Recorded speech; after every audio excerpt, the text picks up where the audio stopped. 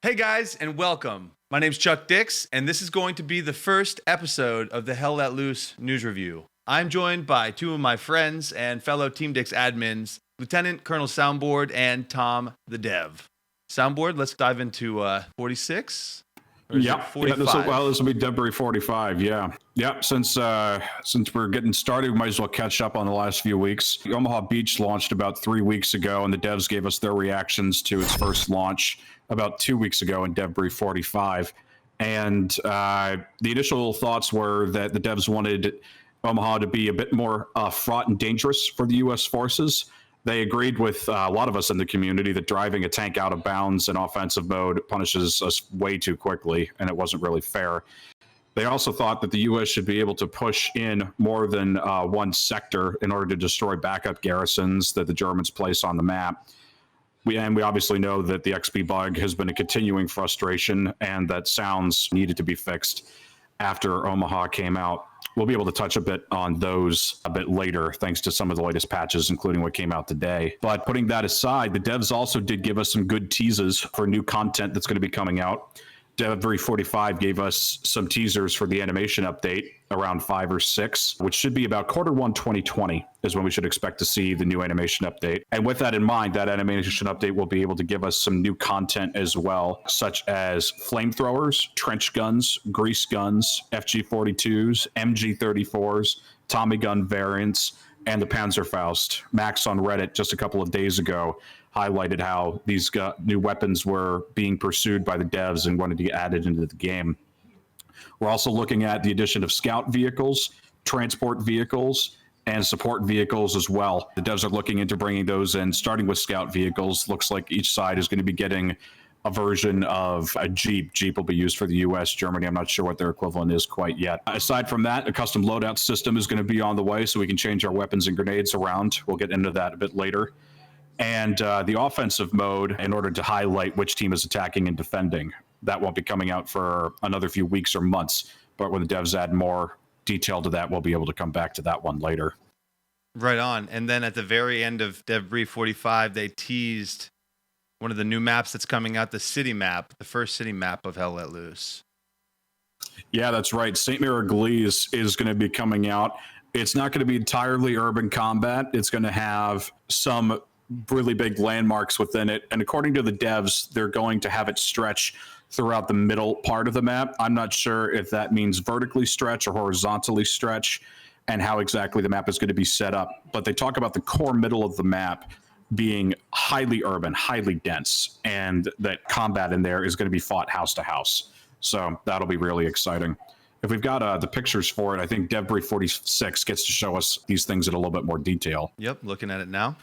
Lots of fantastic buildings in here, good corners for it. Some farmland and gardens, as was common in Europe during the time, along with some good countryside and trees, as we've always expected from the devs. 46 was basically an update on the map, a big teaser, a lot of the imagery, breakdown of how the map's going to be designed and whatnot, right?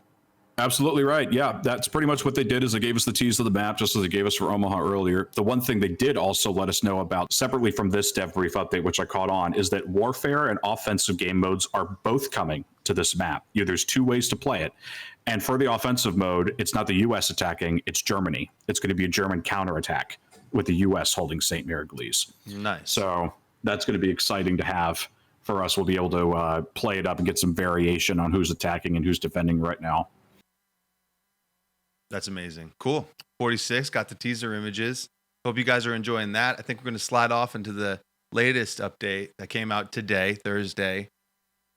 What is today? October 31st. Ready to jump into that? Happy Halloween, everybody. Patch 8. Patch 8 just came out today, just in time for Halloween. And one of the biggest things I wanted to talk about and hand this over to Tom was the XP bug. The devs have been trying to fix this for a while, but Tom, I don't know about you. I have not seen this XP bug fixed yet. Well, I do agree with you. The current XP bug poses a big problem for a lot of players at the moment. I personally encountered it once, but in essence, it only takes it once to happen for you to lose your ranks. And the only way to is by forcefully leaving the game, which a lot of players don't know about. And I really hope that this will be fixed in the shortest time possible, because it can affect the future updates as well. Absolutely. Yeah. And if nothing else, hopefully they learn from this video that they can leave the game to not be affected by that negative XP bug, because Lord knows I've been level 30 at least 3 times to get pushed back down to somewhere in the teens. Yep, I got hit with it just yesterday. Unfortunately, leaving doesn't prevent it every time, but it prevents it, I'd say, about 95% of the time. But I was level 43 yesterday and just got dumped down to 38 today. Yeah. So it hurts. It hurts a lot. Hopefully they'll fix it. Putting that aside, though, here's some things that they did get right. 2-hour bans are now automatically lifted after the 2 hours have been lapsed. It used to be, in some cases, that after a 2-hour ban, that ban would be permanent for some players. And it would convert over to permanent ban. And that's not something that server owners want to deal with their communities, is accidentally permabanning someone when they put the 2 hours in. So that's a good improvement. But one of the biggest updates that we got fixed was the sound effects. After Omaha came out, a lot of the sound effects were screwed over. The attenuation over distance was screwed up, and in some cases, sounds would be silent. You could fire an artillery gun or an AT gun while you're standing beside it, and you would be able to hear it, but you'd see the gun go off and the smoke go off. So they fixed a lot of the glitches that come with it. And on top of that, they've also readjusted some sounds as well. LMGs now have a deeper, bassier note to it, which makes it a lot scarier and lets you take it a lot more seriously. People were once commenting that the MG42 sounded like a snare drum being tapped over and over again. So that's no longer the case. On top of that, the one thing I personally noticed today was that bullet ricochets and bullets flying over you are a lot louder and a lot scarier. In particular, I had friendly fire LMGs going past me, and I thought I was getting shot by the enemy, and the bullets are right next to me. It's absolutely terrifying. So that's a lot to handle in the game right now, but a really good patch for that.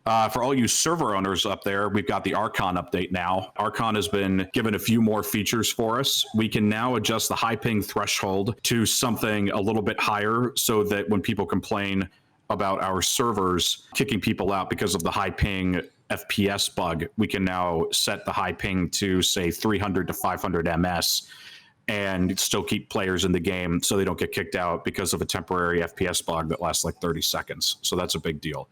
On top of that, we also got the ability to queue players onto our servers, and Archon allows us to set up how large we want the queue to be. We can set it 1 through 6 people for queuing for our servers, now 6 being the max. So that's a really big deal as well. But putting that aside, the biggest changes that we should talk about now comes to Omaha Offensive, because this game mode has been completely remapped at this point. One of the biggest things that I've noticed is the first sector on the beach now has 1 objective and 1 headquarters for the US only. Tom, what do you think about this so far? Well, from what I've seen, in most cases, the defensive team would just leave one of the 2 objectives on the beach defenseless. And it's really good for the assault team, because now they only focus on 1 objective in the beginning, making the beach landing much shorter due to the team not being spread out over the entire beach. That's a good point. Yeah, it's a lot more concentrated now. People did ask for it to be a lot more hellacious on the beach, and I do like that. That's definitely done its job, and people are capturing objectives faster, so that's certainly true.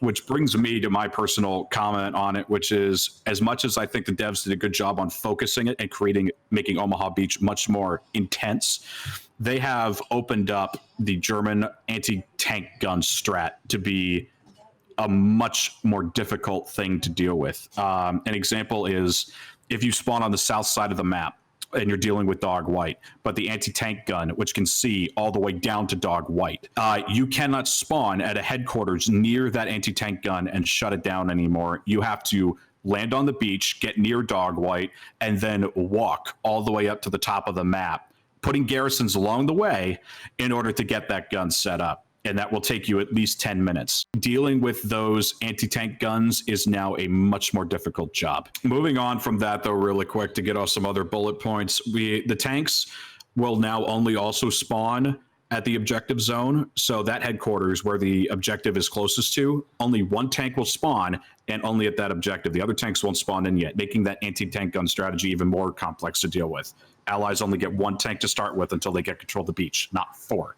So that's a really big deal. In terms of the attacks, here's some things that the US do get to their advantage, though, because I know that sounds very disheartening. Some things the US do get to their advantage are that the US is now allowed to push into 2 rows of enemy territory beyond what is currently being attacked. So let's say that you're attacking the second set of objectives on the map right now and you're off the beach, you can not only attack that second set of objectives, but you can push beyond that and towards the middle of the map as well. And so Recon now has the ability to flank deep behind enemy lines and destroy garrisons behind their lines, which is their job by default. So that's a really big advantage to them. They're no longer being told to turn back. In terms of the US, they also get overtime. If you are capping an objective and the timer runs out, but you are still on an objective and are capturing it, overtime kicks in and you get an infinite amount of time until you are no longer standing on the point. If the enemy blows you off, then you're screwed. But if you can stay on that point and keep capping all the way until the capture is done, you're still in the game. You don't have to worry about the timer running out as long as you do your job and get on the objective and are capturing that objective. Then the Germans are forced to take you off that objective in order for you to lose the game. So that's a huge advantage to the US now, that they get an infinite amount of time in the form of overtime if they're doing their jobs. So that's a really big one. In terms of the tanks, one of the biggest complaints was that tanks were being kicked out of their tanks 10 seconds into diving into territory that they shouldn't. And if you crossed the turn back threshold, you weren't given enough time to turn around and correct your mistake. The devs have now increased that to 30 seconds. It is much more forgiving for you to turn your tank around and complete those maneuvers versus if you're a soldier, you can just hop back over the fence. So tanks are being forgiven much more now, thanks to this latest update. Last big point is there is now 2 minutes before the game begins on Omaha and future offensive game modes. And the reason the devs did this is to give more time for people with hard drives loaded into this game. It'll give them more time for the hard drive players to load in the map properly and not miss out on the first few seconds of action. They'll be right there with their teams. So that's a nice consideration, and I thought that was very fair. All right, well, with that, we can now turn, I suppose, to what is coming up right now. That's all the dev briefs that we've got for right now, but what we've got on the horizon, I think we should turn to next. Update 5 is scheduled to come out within about 3 weeks and is going to include some features that we want to talk about. First one is St. Mary-Glees, the new map we've already touched on with all the briefs on that. 2 game modes will be coming out for it.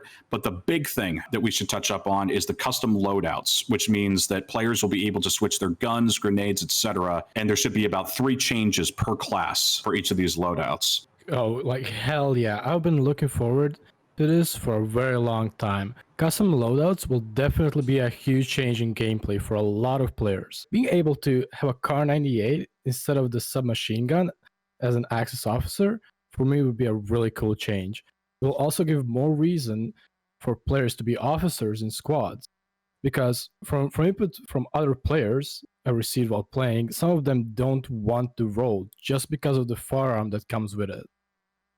That's a really good point, Tom. Yeah, I know some people aren't a big fan of the MP40 or the Thompson right now. And good news to those players, you will be able to switch your weapons as officers and commanders. It looks like the Germans will have access to the Gewehr 43, which is a semi-automatic rifle. And they should also have access, I believe, to the Kar 98. For the US, they should be allowing officers to use the Thompson, the M1 Garand, and the M1 Carbine. Those should be the 3 weapons the US officers get. So with that in mind, you won't be stuck using the Thompson if you don't want to anymore. If you want to go Major Dick Winters out there and run around with an M1 Garand on the US, you can now. Putting that aside, another big point to come with the custom loadouts is the devs want to allow you to make changes to your loadout while you are playing the game in the middle of the match. So I'll give you another example of it. The devs want to introduce the flamethrower and the trench gun later in the game. Imagine being an assault class, changing off of your submachine gun and changing over to the trench gun shotgun, and then running through the trenches and using that shotgun to get the job done, and then switching back to your long-range rifle once you're back out in the big open fields. You'll be able to change your class as you go, depending on what you've got unlocked. The unlocks should come at levels 3, 7, and 10, according to Max, the developer. So that's going to be a big one. Another big update should be the Garand sights. Chuck, I'm not sure if you got the image for this yet, but we've got the updated Garand sights that came out in the patch notes for today. It looks like the pitchfork-like sights at the end of the M1 Garand are going to be spread out a little bit, give more room for the players to see down the sights and reach their targets, which is going to be awesome. And we're also going to be getting, of course, some future bug optimizations and whatnot, getting that fixed. And then the mother of all beautiful, sweet pictures. The main menu is going to get an update as well, depicting a U.S. officer in winter clothing and a German officer in winter clothing. So the main menu will switch, and it's getting a nice, cleaned update in terms of the graphics as well. I'm really excited for that. Right on.